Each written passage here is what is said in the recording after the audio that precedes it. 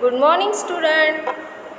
Let's start story. जी हाँ, अपना जो कोर्स है फर्स्ट सेम का वो तो ख़त्म हो गया और एग्ज़ाम भी चल रही है। तो अभी करना क्या है, अभी तो स्टोरी सुननी है। ओके, पढ़ाई के टाइम पढ़ाई करनी है और अपने इस पीरियड में स्टोरी सुननी। Learn to render help. There is a great diversity in the human beings. Some people have more strength than others. Some are more able, while some people lag behind. Some people are rich, but at the same time, some people are poor. God has created all of them, and they are all the children of God. They are our brothers, sisters, and our friends. God wants that people should help each other. He wants the powerful to help the weak.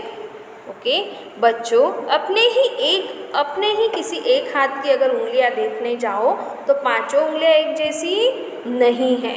भगवान ने इस धरती पे जितने भी human beings बनाए हैं कोई भी एक दूसरे जैसा नहीं है। ओके, हर एक इंसान दूसरे से अलग है, चाहे वो सगे भाई बहन ही क्यों ना हो। तो इसके पीछे भी भगवान का कुछ एक उद्देश्य है। He also wants the rich to help the poor. God wants the able people to help the people who are less able. God will become happy if we render help to the poor, helpless and needy. भगवान ने ये जो दुनिया बनाई है इसमें छोटा बड़ा, रिच, पुअर, फिर लायक और नालायक तो नहीं बोल सकते, लेकिन उससे कम लायक, ऐसे बहुत सारे लोग अलग अलग तरह के बनाए हैं। किसी के पास बहुत कुछ ताकत दे दी है, किसी को बहुत ही वीक बना दिया है, किसी के पास बहुत पैसा है, किसी को बहुत गरीब बना दिया है, किसी के पास बहुत ही सारी कुशलता है, बहुत सारी अलग अलग स्किल्स है, किसी को विदाउट स्किल बनाया है। तो ऐसा क्यों बनाया? क्योंकि गॉड की इच्छा है भगवान की कि हम एक दूसरे की हेल्प करें। जो रिच है वो पुअर की हेल्प करे, जिसके पास ताकत है वो कमकुवत जो है वीक उसकी हेल्प करे। ओके, और अगर ऐसा करते हैं तो भगवान बहुत खुश होंगे। Have you ever thought that why should we help others? We should always help others if we are capable enough to help. This is the best way through which we can please God. Helping others also provides us mental satisfaction. Moreover, God also helps only those people who help others. You should also keep in mind that if you help others, then others will also help you in your honor of need, in your hour of need. No person is capable enough to do all the tasks on his own. Therefore, every person needs help in one way or other. You should not expect any kind of help from others if you cannot help them. Thus, to expect help from others, you should also learn to render help to others. बच्चों, अगर तुम लोग एक दूसरे की help करते हो, तुम लोग ही नहीं हर कोई एक दूसरे की हेल्प करता है, तो भगवान को बहुत अच्छा लगेगा। ओके, और भगवान को ही नहीं अच्छा लगेगा बल्कि ये उसके खुद के लिए भी अच्छा होगा, क्योंकि भगवान भी उसी की हेल्प करता है जो दूसरों की हेल्प करता है। और अगर आज तुम दूसरे की हेल्प करोगे तो जब तुम्हारा वक्त आएगा तो कोई तुम्हारी भी हेल्प करने वाला है। Okay, now this is something for you to do.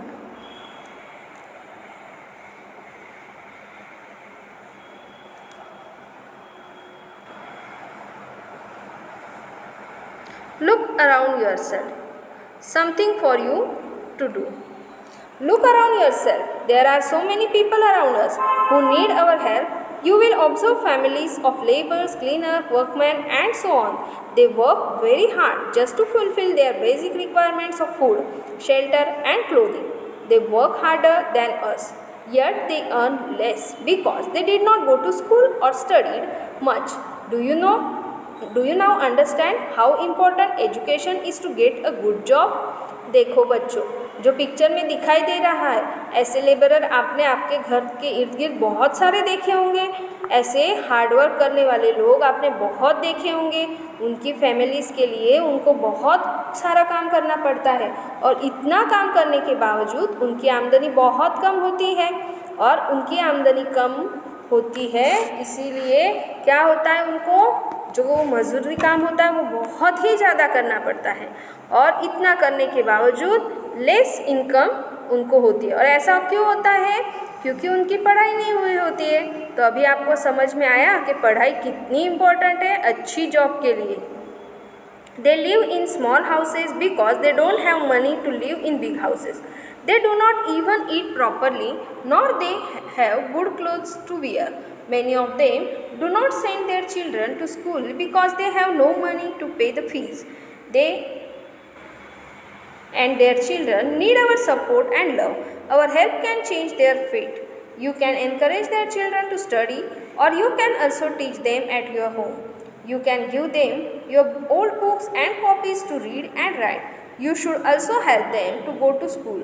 Our government provides them free education along with one-time meal at school. But most of the poor people are unaware about it. We should also help old and physically challenged people. Poor people become physically and mentally weak with the passage of time because of improper care. Some people lose their body parts due to accident or disease. These people are called physically challenged. They also require our help. तो बच्चों, ऐसे जो लोग हैं कि जिनकी आमदनी काफ़ी कम है, ऐसे लोग ना तो कुछ अच्छा खा सकते हैं और ना ही कुछ अच्छा पहन सकते हैं। तो आप ऐसे लोगों की हेल्प कर सकते हो। किस तरह से? आप आपके पुराने वाले कपड़े उनको ऑफ़र कर सकते हो, आपकी पुरानी वाली बुक्स उनको ऑफ़र कर सकते हो, उनको घर पे ट्यूशन पढ़ा सकते हो।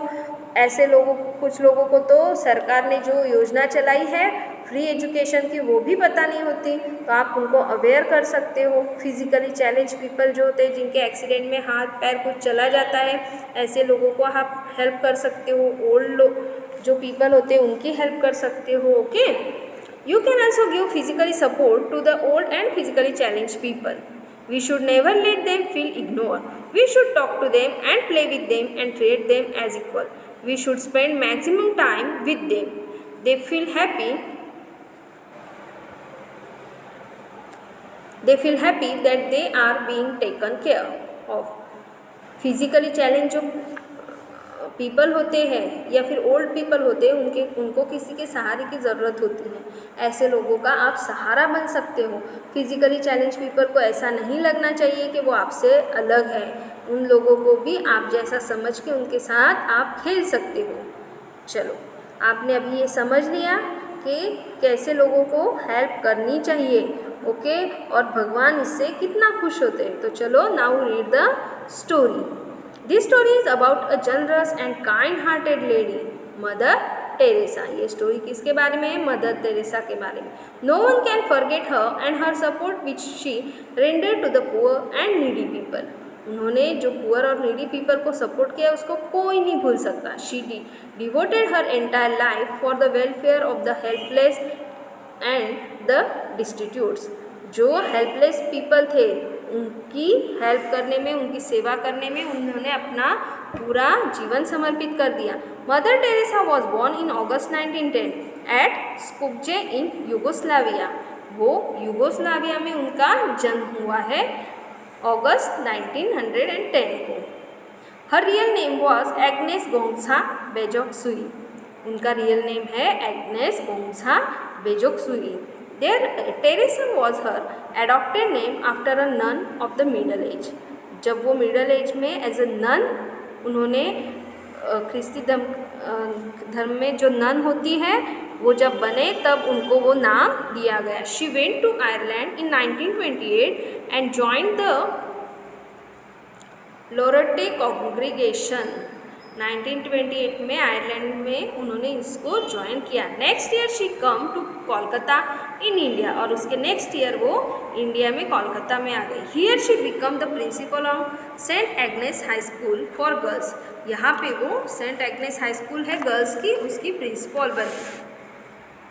But she wanted to help the poor and deserted people. लेकिन उसको पुअर और डेजर्टेड पीपल को हेल्प करनी थी। Her heart wept on seeing the people living on the footpath. She came out of the school and started gathering deserted people from the street and began to serve them. जो footpath पे लोग बैठते हैं उनको देख के उनको बहुत बुरा लगता था, और जब वो स्कूल से आते थे वो क्या करते थे, ऐसे लोगों को इकट्ठा करते थे। In 1950 she founded the Missionaries of Charity. 1950 में उन्होंने मिशनरीज ऑफ चैरिटी की स्थापना की। Later she founded the Nirmal Hriday in 1956 to give shelter, food and other amenities to the poor people who were on the verge of death। 1956 में उन्होंने निर्मल हृदय की स्थापना की। लोगों को फूड, शेल्टर जिसमें मिलने लगा, और जो लोग डेथ के करीब थे उनको सहारा मिलने लगा। Later she also started Brothers of Charity. उसके बाद उन्होंने ब्रदर्स ऑफ चैरिटी भी स्टार्ट की। She also founded homes for the destitutes all over the world. She won several awards. In 1979 she received the Nobel Peace Prize। उनको अपनी life में बहुत सारे अवार्ड्स मिले, लेकिन 1979 में उनको नोबेल प्राइज, जो सर्वोच्च पुरस्कार है, नोबेल पीस प्राइज, वो मिला। She also received the highest civilian award of India, Bharat Ratna, in 1991। 1991 में उनको भारत रत्न का भी अवार्ड मिला। She continued her noble work of serving the poor, she the needy and helpless. She herself and her nurse led an extremely simple life. She died in 1997। वो और उनकी जो दूसरी नन थी वो बहुत ही सिंपल लाइफ जीते थे, और 1997 में वो ऑफ हो गए। Her death was mourned all over the world. Such people never die. They remain in our hearts forever. जब वो उनका देहांत हुआ तो पूरे विश्व भर में दुख मनाया गया। ऐसे लोग जो होते हैं, अच्छे लोग, वो कभी मरते नहीं, वो हमारे हार्ट में, हमारे हृदय में हमेशा जिंदा रहते। So this was about how mother Teresa help the poor. You can also learn from her life and help the needy in what ever way you can. आप उनके लाइफ से सीख सकते हो कि किस तरह से नीडी और पुअर पीपल की हेल्प की जा सकती है।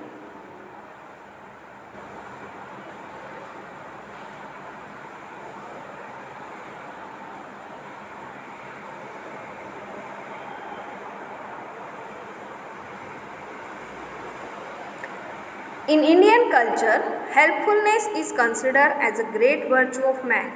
There are many Indians who have devoted their whole life to the service of poor and needy people. Some of them are Swami Dayanand Saraswati, Vivekanand, Jyotiba Phule, Mother Teresa, Mahatma Gandhi, etc.